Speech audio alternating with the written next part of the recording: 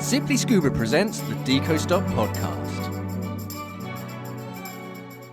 Hi everybody and welcome to the Simply the Deco Stop podcast from Simply Scuba. That makes a bit more sense. I'm Mark. I am still alone. I promise we're going to find a co-host at some stage, but it is easier said than done. And this might actually, I think it will be the final podcast of the year. So I'm on holiday leading up to Christmas, and then just after Christmas it's New Year's. So this will probably be the last one. So I'm going to try and cram as much as I can, as much as I know what's going to happen going forward. Obviously, I can't predict the news, but I can say some things about what's coming up on Simply Scuba. There's some interesting stuff, so to make your life a little bit easier.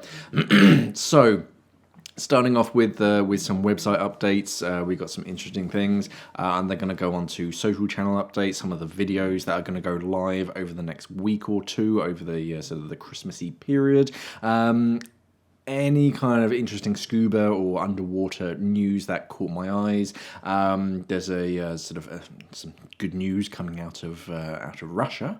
There's some interesting news coming out of Thailand. Some things about swimming pools and swimming pool safety, especially, and something to do with James Cameron's Avatar sequel. And then going to move on to my product of the week and finish it off with this week's question. So starting off, we're looking at website updates. First up on Simply Scuba, now this goes live on the 19th of December, and this is only available in the United Kingdom, I'm afraid. So if you're outside the UK, sorry. But yeah, inside of the UK, if you're placing an order over £30 from simplyscuba.com between the 19th and the 22nd of December, we're going to automatically bump you up to free next working day delivery, just so that you can be sure that you're getting it in time for Christmas. The 22nd is kind of our current cut-off date for getting things guaranteed for Christmas. We try and promise as much as we can. It's obviously dependent on delivery drivers and all that kind of stuff once we've given it to the courier. But yeah, if you order it by 9 o'clock in the afternoon on the 22nd, you should be pretty safe in getting it before Christmas. That is obviously as long as you've gone for the next working day option. But yeah, if your order is over £30, you get that next working day shipping absolutely free. If it's under £30, you're probably going to have to pay for it. The Garmin winter offer is still going. So this is basically you get a free heart rate monitor with a Garmin Descent Mark II or a Mark IIS dive computer. The heart rate monitor is one of those like chest belts, and it's a bit more than a heart rate monitor. The first one is that you can dive it down to 5 atmospheres, but it has like accelerometers on the inside, so if you take it out for a run, it can like measure your cadence and all that kind of stuff. So very clever, and you get that absolutely free with a Descent Mark II or a Mark IIS from Simply Scuba, and I think that one ends on December 24th. So don't leave it until after Christmas, because the deal will probably expire before then. We still have the Paralens Vaquita at 15% off. The Vaquita is a dive camera that automatically color corrects as you go up and down in the water. That's 15% off up until the end of December, so that one you can buy after Christmas. So if you want to save a little money on a Paralens Vaquita. Yeah, the final shipping dates is we've been talking with everyone on the couriers and stuff, and we're saying that the 22nd should be safe as long as you choose the next working day shipping option when you're buying from simplyscuba.com. And yeah, we still have the extended returns period up until the 16th of January. Although if you're buying stuff now, it'll probably come under the normal 30 days that you usually get. Anyway, so that's it as far as website updates. There's been a few new bits and bobs sort of arriving on the website. Nothing overly exciting, but yeah, there's a few sort of knickknacks and interesting stuff. So definitely check it out. Onto social media channel updates. So now we have sort of YouTube coming up on the next week. We've got a few new videos. Some of these are Sean videos that he pre-recorded before he abandoned us. We got alternate bucket list dive sites. So I imagine that's just a video on like fun places to go that aren't the usual top 10s. We've got a last minute gift ideas video going live. So again, it's just more sort of ideas. If you're trying to think of something, I've tried to be as sort of fairly generic as possible. So it should work for anybody. Scuba tips, focusing on BCDs in particular. So if you do struggle with your buoyancy, I saw some people on Reddit earlier this week, they were struggling with their BCD. One of the main was that they, by the sounds of it, their inflator button got stuck. So yeah, those kind of tips, interesting things, how to unstick it. And the most popular dive sites in the world. That's another one of Sean's videos. I don't know what he's put in there. I can only apologize ahead of time. But yeah, some interesting videos going live. Again, if you want to see anything in particular, let us know down in the comments below. On to news stories that caught my eye this week. So the first one comes from Russia, and this is that basically Vladimir Putin has decided to close a sort of illegal loophole that allowed sea creatures, in particular whales, to be captured and then to sort of put them in aquariums to perform. And yeah, I mean, this kind of follows on from the 2018 sort of outcry when activists, they found that like whale jail, and then Putin was very quick in saying no, get them out of there. And now sort of recently it was Greenpeace's Russian director Sergei Sergei asked Vladimir Putin to so to get rid of this legal loophole that so many people have been using that kind of allows them to capture sea animals and then eventually just sell them to aquariums in China. And Putin apparently said, "Are you suggesting a ban on catching these animals for entertainment?" Yes, yeah, I agree. Let's do it this way. So he's like, yeah, let's just close this loophole, stop them from doing it. So yeah, some nice news sort of going forwards. It's quite nice to see someone like sort of Vladimir Putin is sort of very keen on preventing this kind of animal trade for entertainment. And yeah, he's very up for sort of closing this legal loophole. So yeah, they're going to be banning the capturing of whales for aquariums. Of course, that doesn't mean that any other sort of countries are preventing it, but at least Russia is, which is a huge step forwards in this kind of marine entertainment sort of issue that we have. Moving down to Thailand, the Minister of Natural Resources and Environment has basically put in place a new I can't even think of the word, but a requirement that large commercial diving tour boats are no longer permitted to enter the immediate area around dive sites. They have to stay, I think it's at least 100 to 200 meters away from the actual dive sites in these kind of marine protected areas or something. But there is a lot of people are saying that this is, if this goes well, it's likely to expand out to like all of sort of Thailand's dive sites, which is pretty cool. It's basically They don't like the idea of these huge, stonking, great big, like liveaboard type boats just mowing straight over dive sites with their sort of huge engines, which kind of freaks out all the local marine life. So what it's going to be now is that you basically have to moor up like 100, 200 meters away from the dive site. The divers get into a smaller rib or just a surface swim, and that's it. There's going to be a 3-strike system. So if a tour boat is discovered and whatever court, basically, they're going to get a 5,000 baht fine and an official warning. I think that's about just over £100 or something. If they get caught doing it again, that changes to a 20,000 baht fine, which is 400 something quid. And the boat operator's license will be suspended for a month or 30 days. If they get caught doing it a third time, bumps up to a 100,000 baht fine, and the boat operator's license is just revoked. That's it. You can't be trusted. This is quite good news, and it's all these kind of little things. If everyone starts doing it and giving the reefs some breathing space, then it's going to boost the local marine life. They're going to all come back, be a bit happier because they don't have these really noisy boat engines going over the top of them sort of all day.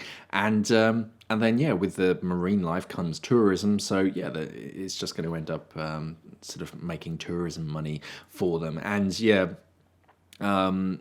someone from Seafarer Divers, Kevin Liduriu, sort of noted that, it's kind of reinforcing something that kind of exists, where boats have to stay at least 50 metres away from any diving activity. Obviously, if there's a dive down flag, you have to sort of keep distance, and it kind of expands that, but more specifically for dive sites. And at the moment it's only for national parks, but it could be extended to the whole of Thailand, which is good news. And I don't really see any huge issues with that. If it means that the reefs are going to be that much nicer and I have to do a 100-meter surface swim, so be it. If it's against current, then I probably wouldn't be too happy. I hope that my day boat or whatever, my liveaboard, sort of meets me downstream. But it's all good for the local marine life, and hopefully more countries and more areas can be protected like this in future. In Italy, the diving brand Siac released a how it's made video style of their manufacturing plant and warehouse in Italy. I've been there myself. It's a wonderful facility. They did a pretty cool just a video from start to finish. It started on the outside. They had some drone shots, and then it goes inside of the manufacturing. They show you some of the casts, how just basically a pair of fins are sort of assembled and how they get put together. So if you've ever been sort of interested, head over to Siac's YouTube channel. I think it's on their Instagram channel as well. But it's a nice sort of quick little video, and it is just quite interesting to see the insides of a manufacturing plant at some point. Earlier this week, James Cameron on the official Avatar Twitter released some new sort of footage of their filming the Avatar 2, the sequel, and as you probably know, a lot of that is sort of spent underwater. So to be able to see them actually sort of recording and doing things, all this kind of motion capture underwater, is quite interesting to see. Sort of, I think this came out with Entertainment Weekly or something, the magazine is called. But we only get a handful of shots, but it is quite interesting to see the sort of whenever anybody is filming underwater, and these guys especially, because most of them are just pure apnea. I don't really see, there's one shot and there are some safety divers in the background, but there's another shot and they're all just holding their breath in these kind of mocap suits with those little ping pong balls on them, and the guy recording it he's just in a spearfishing wetsuit with some long fins on. So that's kind of interesting to get that kind of behind the scenes, see how they're doing it, and then I imagine they take all those ping pong balls and then they just turn it all into CGI. But I think that's still scheduled to be released at the end of next year, 2022, December time. I'll go. I'll see it. Anything to do with sort of underwater, it'll be interesting to what they see and or what they can do with the underwater world, which was really Cameron's sort of inspiration for the first movie. He fell in love with the ocean and underwater, And that's kind of what inspired a lot of the scenes in the original Avatar. I mean, if you look at those giant sort of plants that just disappear when the guy touches it, that's basically a Christmas tree worm. So, but I mean, it's like 9 foot tall. Christmas tree worms tend to be about 2 inches. But yeah, he loves the underwater world. So yeah, I'm quite keen to see what he can do with this one. And finally, 2 news stories all about pool safety. Now, these ones do start to get a little bit dark, so if you don't really want that, you can skip ahead to avoid these stories, but it is quite important sort of stories to really consider, especially if you spend a lot of time or if you own a swimming pool. The first one comes from Brazil, and this is like CCTV footage of a Brazilian girl. She's only 13 years old. She was playing about in her family's swimming pool with sort of friends or family, and she basically got her hair stuck in one of the pumps, and it held her underwater for 2 minutes. Eventually, the rest of the family sort of came to her aid, and she was fine. They got her to hospital, and they sort of ran through her checks and everything, so she's fine. I think they did have to cut her hair, though. But this raises one of the biggest dangers of diving in swimming pools and diving near certain features, and that's something called delta P.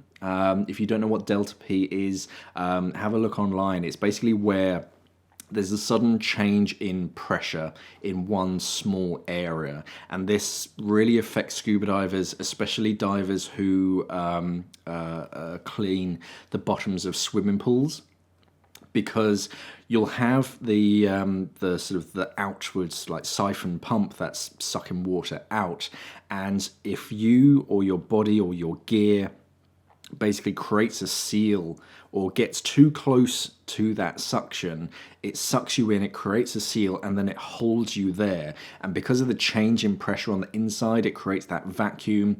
There's no way that you can fight against it. So do be incredibly careful, especially if you are sort of in that kind of industry. It can happen in certain areas. It's normally man-made things like sort of dams and things. But yeah, if there are any kind of openings or something, you see water movement heading towards it, don't go anywhere near it. It can be incredibly dangerous. There are plenty of cases of scuba divers getting too close. They get their hand or their arm stuck, and then they can't get free. So just be incredibly sort of careful. The girl, she was perfectly fine. After hospital tests, they sort of checked her out for secondary drowning. She was fine. If you do ever sort of come across someone in a drowning incident and you get them out and they appear fine, still take them to hospital. There's a thing called secondary drowning. People can sort of have that initial drowning and then kind of recover from it as such, and then a few hours later it hits them again with that secondary drowning. So even if they do appear perfectly fine, still take them to hospital just in case. The second swimming pool news story is kind of annoying, because when I was first reading it, it's one of those websites where it like times you out and then tries to force you to sign up and subscribe to their newspaper. But I don't really fancy a subscription to the Townsville Bulletin from Australia. But this was a news story, and it was all about a dive instructor, and he was called Justin Fyfe. I have to remember all of these details from when I quickly skimmed it to the first thing, but from what I remember, he's a dive instructor, or he was, a dive instructor, and he just like finished a class, and then afterwards, after like cleaning up the equipment and whatnot, he sort of jumped back in the water just to sort of do some snorkeling and some sort of apnea stuff. And when one of the students kind of noticed that he hadn't come up to the surface for a really long time, it sort of raised alarm bells, and they sort of jumped in, sort of got him out, but tragically he had died, and there was nothing they could do. And this was just another thing of just being in and around swimming pools by yourself is actually incredibly dangerous, or at least in the water, because anything can happen. This was an instructor, so knew what he was doing. He wasn't even on scuba. He was just sort of having a snorkel around in like a public swimming pool. Stuff does happen, even to the best of us. So do be incredibly careful and always have some kind of surface support, because that can make a world of difference and a much more positive outcome towards the end of it. And that's it for the news this week. It's kind of starting to sort of run down and get a little bit quiet as far as news story goes. If you did skip ahead, welcome back. Moving swiftly on to my product of the week, which this week is the Mars Extreme diving fins. Now, these fins, they first came out, almost 10 years odd ago. They've been around for a fair while, but they're a very futuristic pair of fins. And they have a lot of clever bells and whistles inside of them.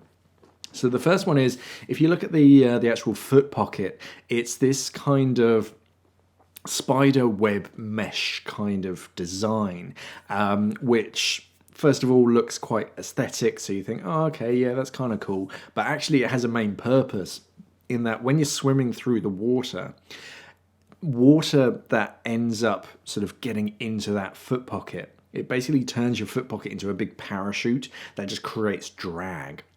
Now, most fin pockets have a couple little holes in them just to sort of help get your foot in and out, so you don't get that kind of suction holding your foot in.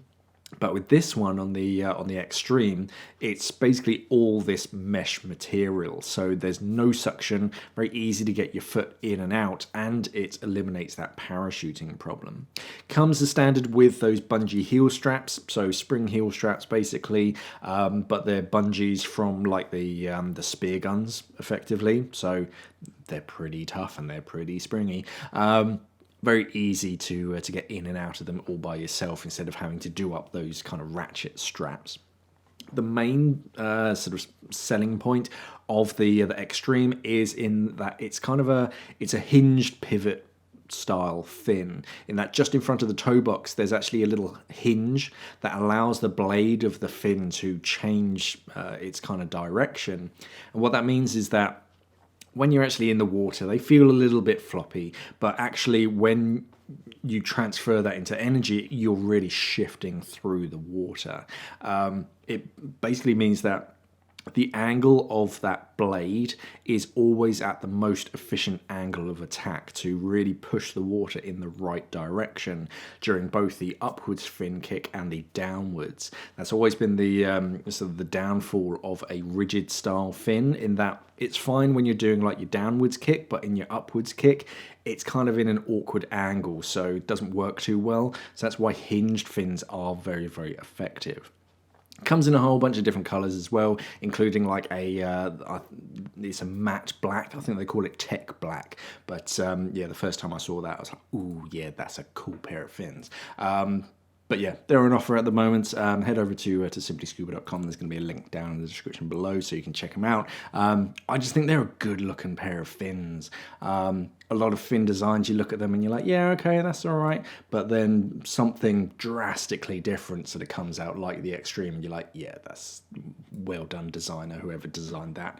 Round of applause for that man or woman. But yeah, check them out on the link down in the description below. And finally, on to our question of the week, which this week is, should we all dive DIR? Now, if you're relatively new to scuba diving, or if you're fairly experienced, there's a chance that you might not have come across DIR. So DIR is kind of if I explain what it is first, and then sort of describe if or why sort of more people should do it. So DIR is a very particular way of diving, having your equipment set up and different diving practices so that it can be as safe and universal as possible. So there are certain requirements where your equipment has to be set up in a kind of a certain way. Certain parts of equipment are considered taboo, and yeah, just the way that you do things is made to be as safe, to eliminate as many sort of failure points as possible, and universal. So it doesn't matter who you're diving with. If you're all diving in a similar style, it just works flawlessly. Now, the short answer to should we all dive DIR, in my opinion, is probably no.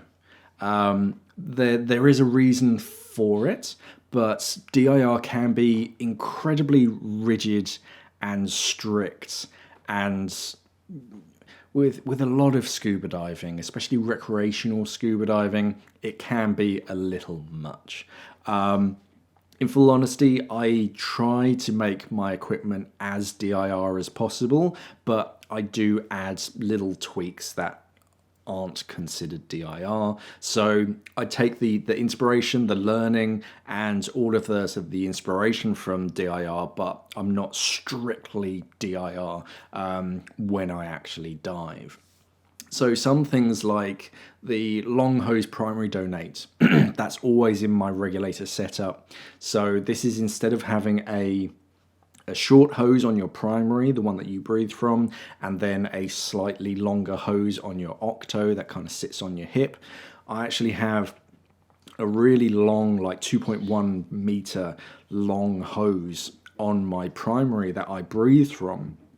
And then I have my alternate air source, my octo as such, just sits on a short hose and it sits in a necklace around my neck. If my buddy or someone else in the water, if I need to donate air to them, I give them the one that I'm breathing from. Because one, they have a really long hose, so they have plenty of space to sort themselves out, but also I know for a fact that that one is working in that exact instance, as opposed to an octo that's been sat on your hip for 20 minutes underwater. You don't really know if anything's climbed inside of it or it's malfunctioned or something since you did your pre-dive checks. So yeah, I'd rather they have that really long hose and a second stage that I've just taken a nice big breath from. I've got plenty of time to switch to my alternate and discover that that isn't working for whatever reason. They've already run out of gas, so they need to get that sort of refreshing breath of air. But in some of the things, DIR, it can be very Spartan, especially in your your harness choices. They don't like any kind of adjustability. So pinch clips are a big no-no. Adjustable clips, especially on like shoulder bands or shoulder straps, no. One thing that I do like is limiting the number of D-rings all over your BCD, because some BCDs just go from the sublime to the extreme with D-rings they've got. I think I counted one that had like an excess of 9 D-rings on it. It's like, how many? What are you clipping to all of these different things? I mean, 2 on each shoulder strap is a bit excessive. I get why they do it on recreational style BCDs, because it might be easier for one person who's wearing a medium BCD to reach the bottom one, whereas someone else who's also wearing a medium BCD might find it easier to find the top D-ring. It's not that you're supposed to use both of them simultaneously, but it's just easier for different people to find different ones. But no, I think on my BCD, just on the shoulder straps and the waistband, I have 3 D-rings. There's a couple more in my crotch strap, but there isn't ever that much that I need to clip off onto myself that I need any extra D-rings to get in the way. But I think if you're new, especially if you're thinking about setting up scuba equipment, definitely if you're looking into backplate and wing style setups for more technical diving, it's worth looking at a DIR style and see how they do things, because a lot of it has been tried and tested over years and generations, where they've tweaked one part of it and they've made a certain way that they do things better. So it has that heritage and it has that safety kind of built into it, so that even if you are in the worst possible situation, this is the best equipment setup and procedures that we currently have. And they're constantly updating things, and they're saying that, oh, actually, no, we don't do stuff like that anymore. Like with, I think thigh pockets were a thing a while back. I think that was DIR, where they always had one large pocket on the right and then a small pocket on the left, something like that. But no, we don't do that anymore. So yeah, if you're looking at setting up a new kind of setup, then yeah, look at it, take inspiration from it. Don't feel like you have to rigidly follow that exact setup, but kind of get creative with it and just upgrade your gear so that it's a little bit safer, a bit more practical, and spend some time with your diving team, the people who you dive with, and sort of update and upgrade your equipment accordingly, so you're all diving the same things, and yeah, just kind of share ideas. But I wouldn't worry too much about being exactly perfect unless you're doing something like a GUE fundamental course. They will basically rewrite all of your equipment and get you to sort of start from the beginning. But it's interesting. It's a good concept to research, spend some time with it, to like understand how they do things, because it is quite different from what most recreational training agencies teach you. But I wouldn't worry too much about following it 100% for most divers, especially recreational style divers. It can be a bit daunting to suddenly go from a nice light, sort of flexible BCD style recreational BCD, and then all of a sudden you're into just 2-inch webbing harnesses and a stainless steel backplate and all that kind of stuff. It is quite daunting, and it's very different.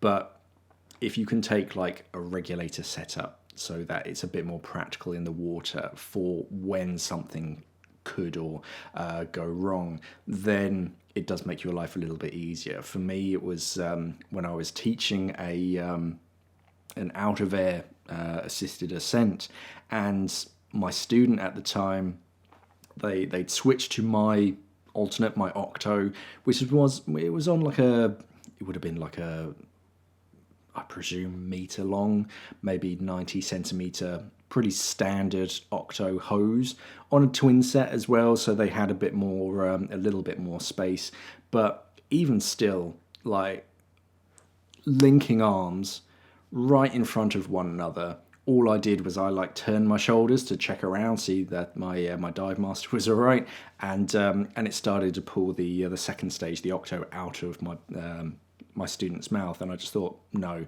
that there's got to be a better way. And that's when I sort of first discovered sort of DIR and long hose primary donate. So yeah, if you are sort of getting into your scuba diving and you're looking to get your own, or sort of change up your existing regulator, then yeah, so look at just see how DIR does it. See what the key concepts are, and yeah, you might learn something new or different, and just kind of change the way that you think about procedures and the way that your equipment is set up. There's no, I try and say as much as possible, there's no like right and wrong way of doing it. It's not that DIR is specifically this is the only right, correct way to do it.